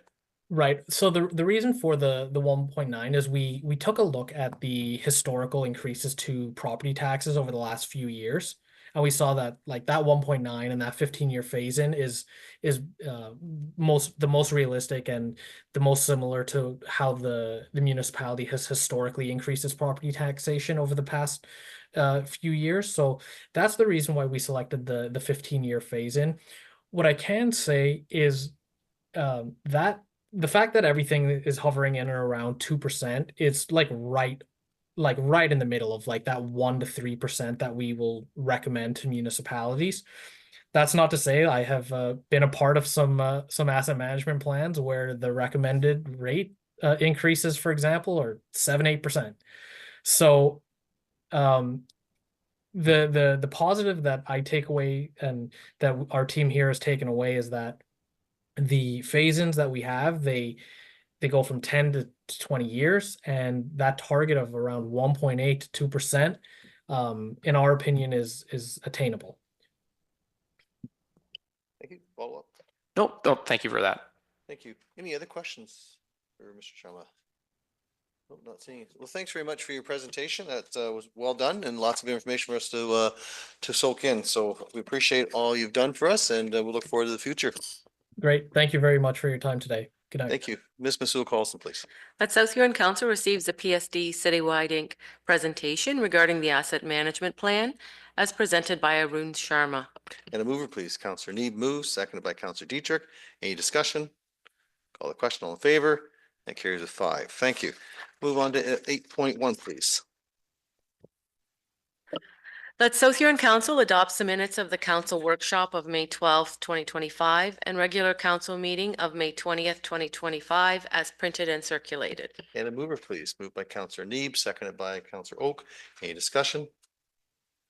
Call the question. All in favor? And that carries with 4. Thank you. Next item, 9.12. Go ahead, please. That the minutes and agenda packages of the following committees and or boards be received as presented to council. Exeter Business Improvement Area, BIA, minutes of April 8th, 2025. Upper Thames River Conservation Authority, Board of Directors, draft minutes of April 22nd, 2025, and agenda package of May 27th, 2025. And a mover, please. Moved by Councillor Neeb, seconded by Councillor McLeod-Haggett. Any discussion? Call the question. All in favor? And that carries a 5. Thank you. Staff reports, please. South Huron Council receives planner report dated May 27th, 2025. And a mover, please. Moved by Councillor Neeb, seconded by Councillor McLeod-Haggett. Any discussion? Councillor Oak, go ahead, please. Yeah, just wondering if there's any comments from staff on this report from the planner on or any changes on any comments, I guess. Welcome, Mr. Clues. How are you? Good to see you, Victor. Great. Thank you very much. Yeah. Do you caught that question from Councillor Oak? Yeah, I guess myself, I don't have a lot of comments besides what's covered in the report. I think similarly to a number of previous bills that the provincial government has done, it's hard to know exactly what the outcome of this will be until all the regulations are released. We just wanted to make sure to inform council while you still had a chance to provide comments if there was anything here that jumped out to you as the elected officials that concerned you. Okay, thank you. Ms. Masood Carlson, comment. And through the mayor, I believe when we spoke, Victor, you had noted that the county planners do not really have any comments at this time to provide either. Yes, exactly. Thank you. Any other comments from members of council? Okay, not seeing. Thanks very much for attending, Victor. We have a mover and a seconder. If there's no further discussion, call the question. All in favor? That carries with 5. Thank you. Next item, please. 10.2.3 and then 10.4.1, please. That South Huron Council receives staff report CR 03 2025 and that South Huron Council accepts the following grant received and approve related agreements. The SLED funding in the amount of $8,750, the Access SLED in the amount of $750, and International Agri-Food Workers Welcoming Communities Initiative in the amount of $23,848.87 for both 2025 and 2026. And that 2025 Economic Development Operating Budget be amended to include $22,230.04 in revenue and expenses, and that the 2026 Economic Development Operating Budget include $11,118.83 in revenue and expenses. And a mover, please. Moved by Councillor Neeb, second by Councillor Oak. Any discussion? Councillor Dietrich, go ahead, please. This is just for, thank you to the mayor. This is just for information, this piece here. Anyway, why does staff recommend it? Like when it's just here for information, like why would they give a recommendation that we go accept it or not accept it? Would a staff member like to take that? Ms. Jeffrey would like to take that? Well, through the mayor, I can maybe start and Go then ahead. maybe Stacy can follow up. These were grant applications that were applied for, and we were successful for the grants. And so this is bringing those funds into the budgets, whether the 2025 and the 2026. Follow up, Councillor Dietrich? Well, we keep making amendments to the budget all the time. And at the end of the day, it's going to add up there a little bit. Is this going to continue on the rest of the year? Councillor Neeb, you have a comment to clarify? Yeah, no, because I think I remember it coming to council and us agreeing to apply for these grants. And this is just to allow us to amend the budget to receive that grant funding. Is that correct? That is correct. So we can sign to accept the grant and then we get the money. Yes. Councillor Oak, comment?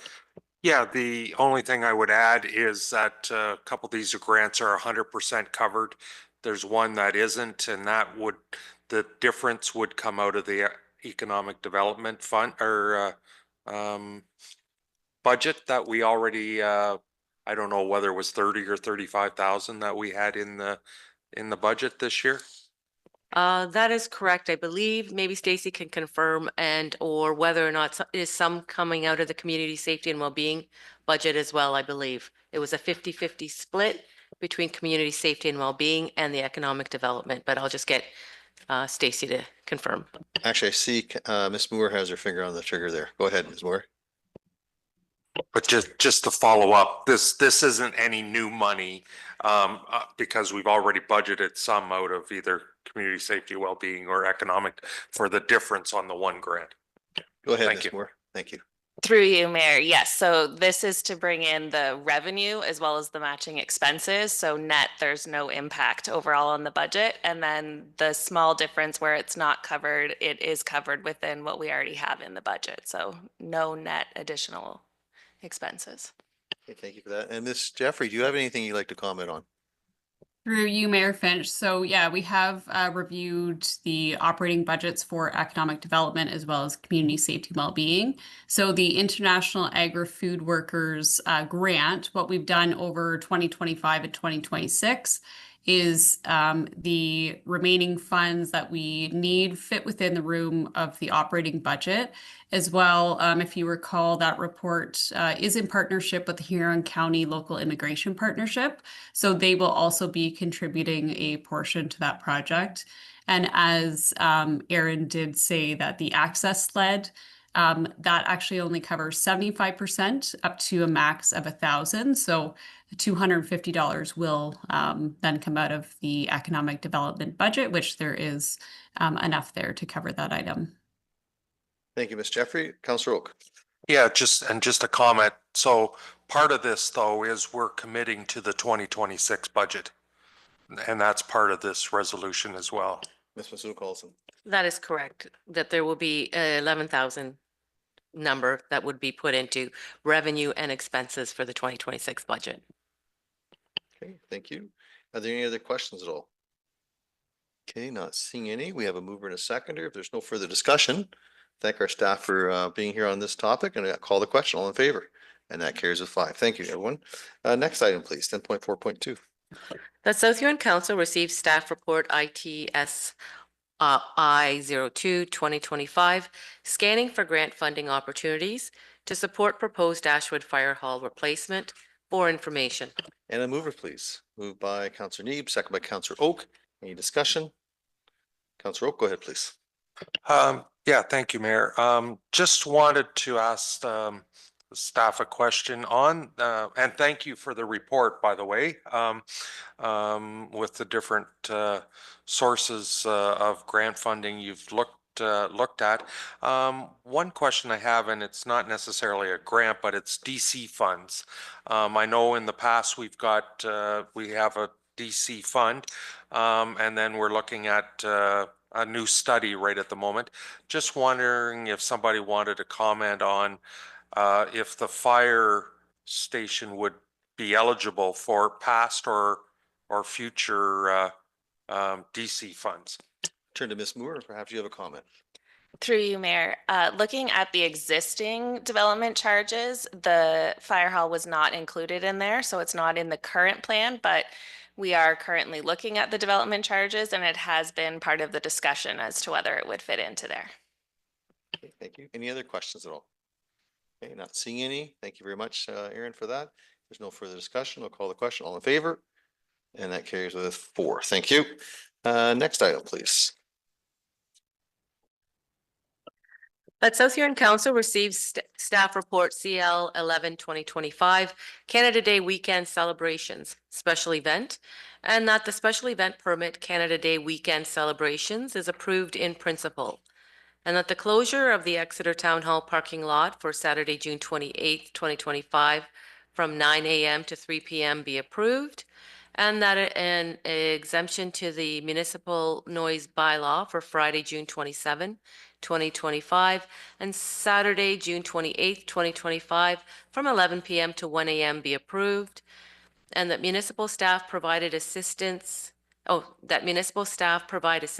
resources as outlined in the request for municipal resources attachment, and that the administration fee of $50 be waived, and that South Huron Council declares the 2025 Canada Day weekend celebrations to be municipally significant.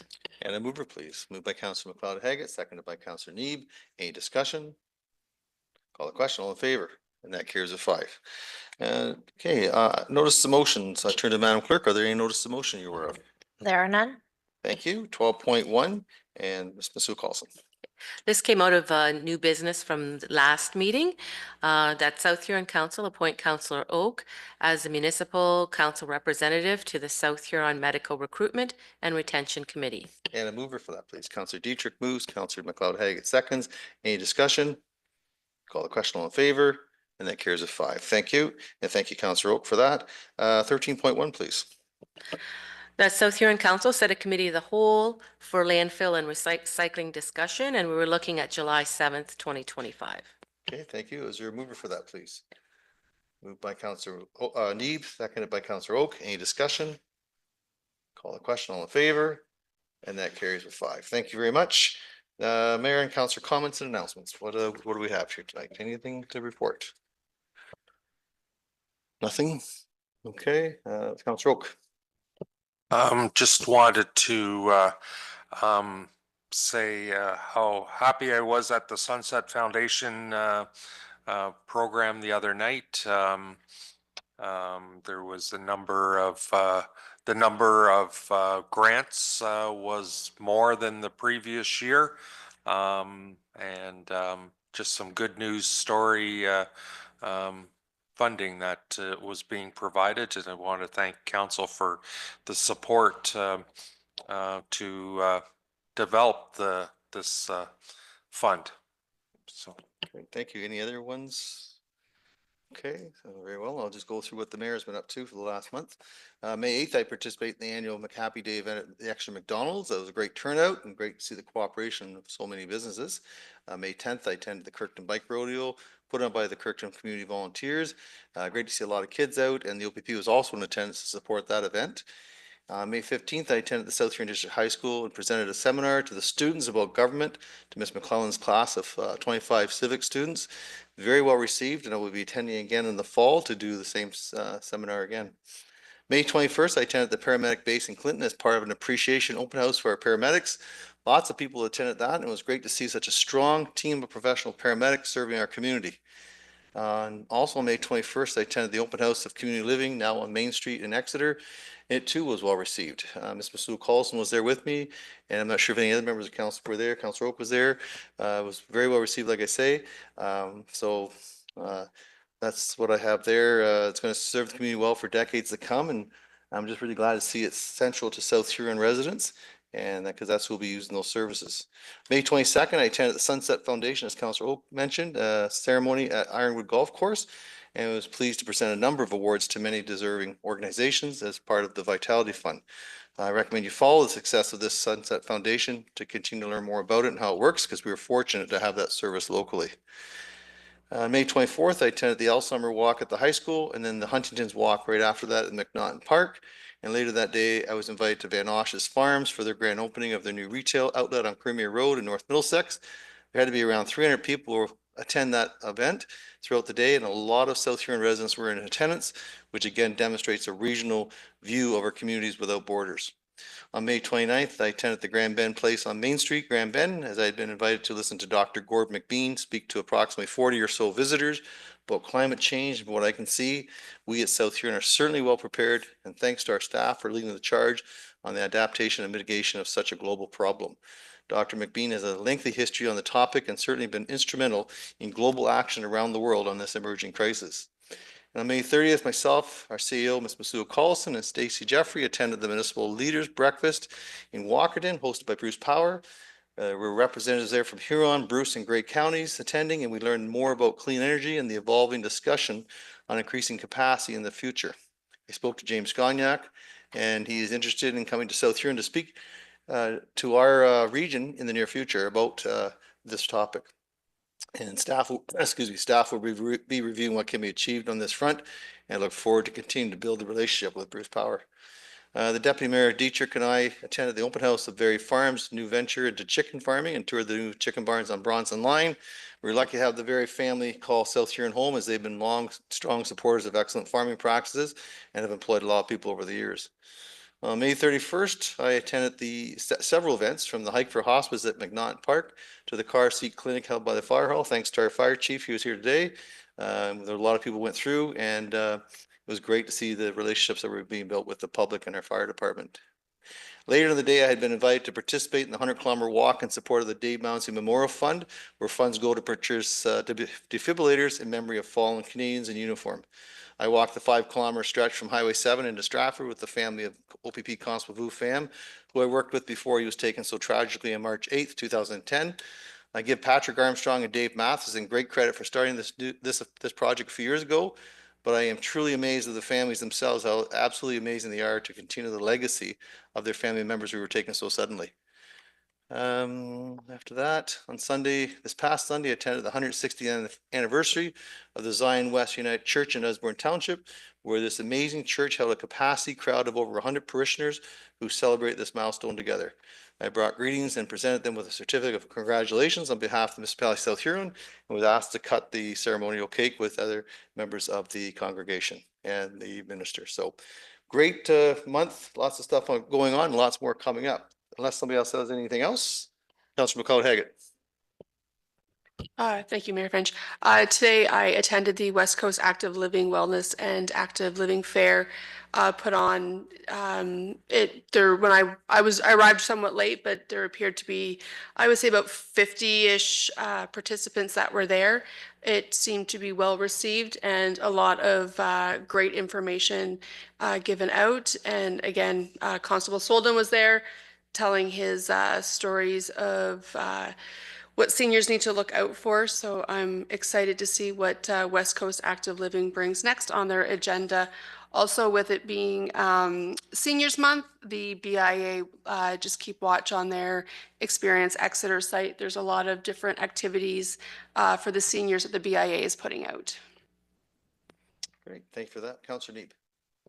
Thank you, Mayor Finch. This isn't really an event that I attended, but I was recently reading about the economic development presentation to the County of Huron about tourism data, and there's some really interesting data that was presented about geolocation data that had been gathered up, and they're able to measure the number of visits to different areas across the county of Huron. And the South Huron Trail was noted to have attracted 21,000 unique visitors to McNaughton Park and that area in 2024, for a total of more than 90,000 overall visits.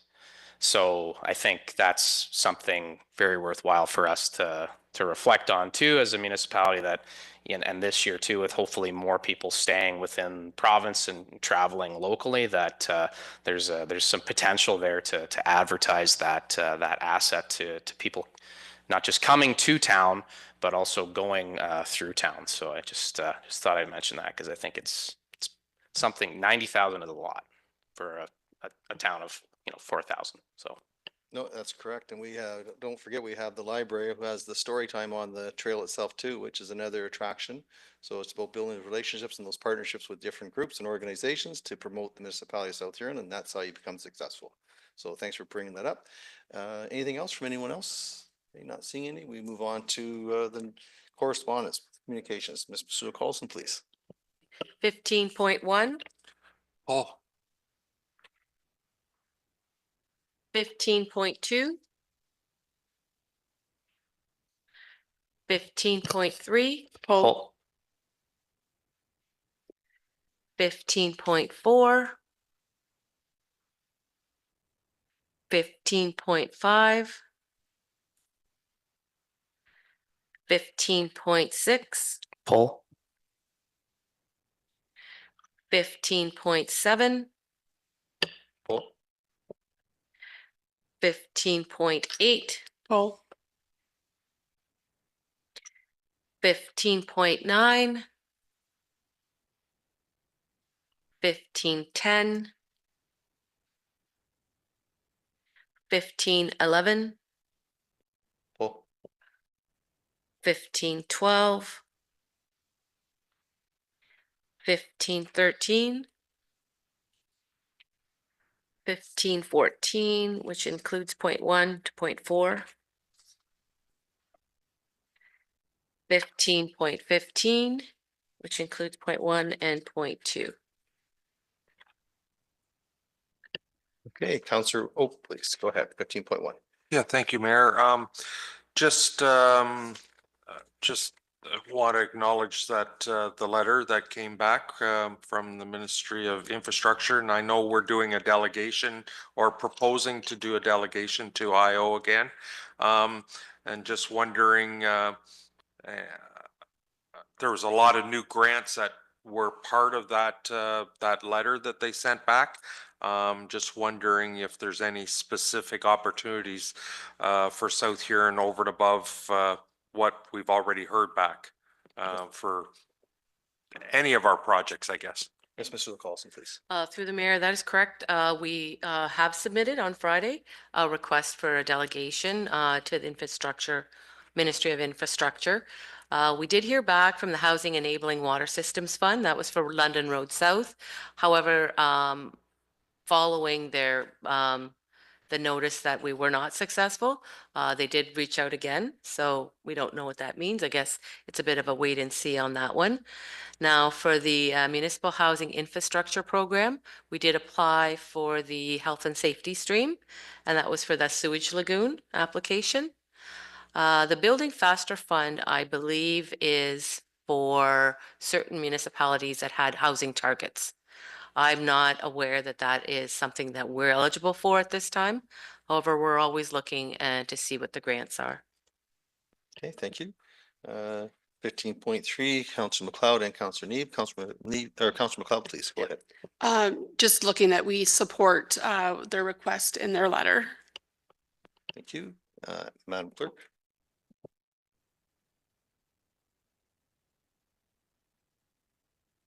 That South Huron Council donate a family swim pass for the Believe in Reese silent auction on June 8th, 2025.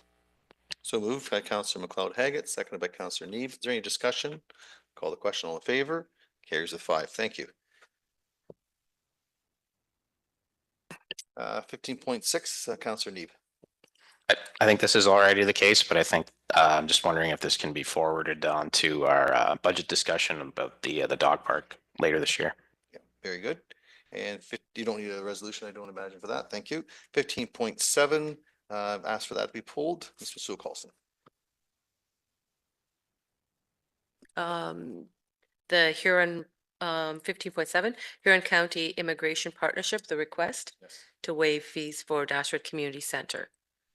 Any comments on that, Councilor Neeb? If you want to move that? No, I think it's great. This again fits in community safety and well-being plan, and I think it's great that we're having the facility used. And yeah, You know, let Madam Clerk get that resolution prepared.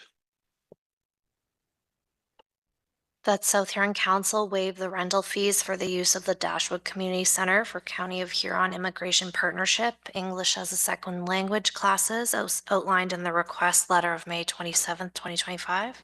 So moved. Councilor Neeb so moves, seconded by Councilor McLeod-Haggett. Any discussion? Councilor Dietrich, go ahead. Thank you.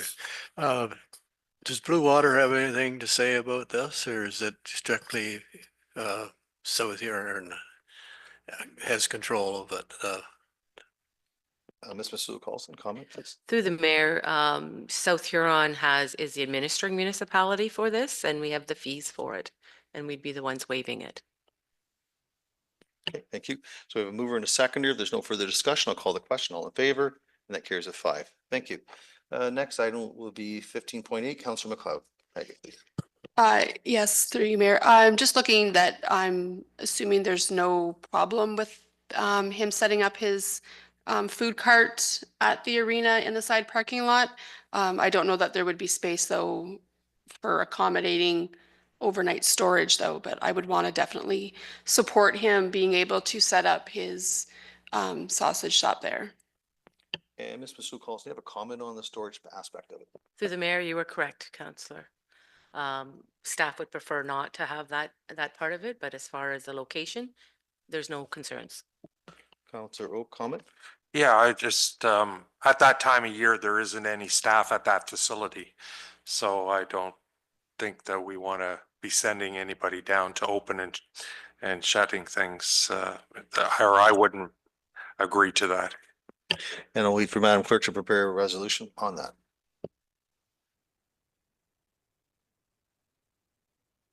That South Huron Council allows Sandra McCurdy, operating as the sausage stop, to use the side parking lot along Canada Ave at the Stephen Arena during the week over the lunch period for 2025. So moved by Councilor McLeod-Haggett, seconded by Councilor Neeb. Second, is there any discussion? Call the question. All in favor? And that carries with 4. Thank you. Very good. Okay, very good. And the next item, 15.11, I asked for that to be pulled. Just comment from Ms. Sue Carlson. Is there any comments at all? Yeah, through the mayor, should council want the municipality to be more pro-Canadian purchasing, there needs to be certain amendments or allowances from the federal and provincial governments, especially to do with our procurement policies. So that is what Bruce County is submitting, and if council wants to support that, that is something that you could look into. Okay, would there be a mover to make that happen? Councilor Neeb will move that, and I'll just look to Madam Clerk to prepare a resolution and then look for a seconder.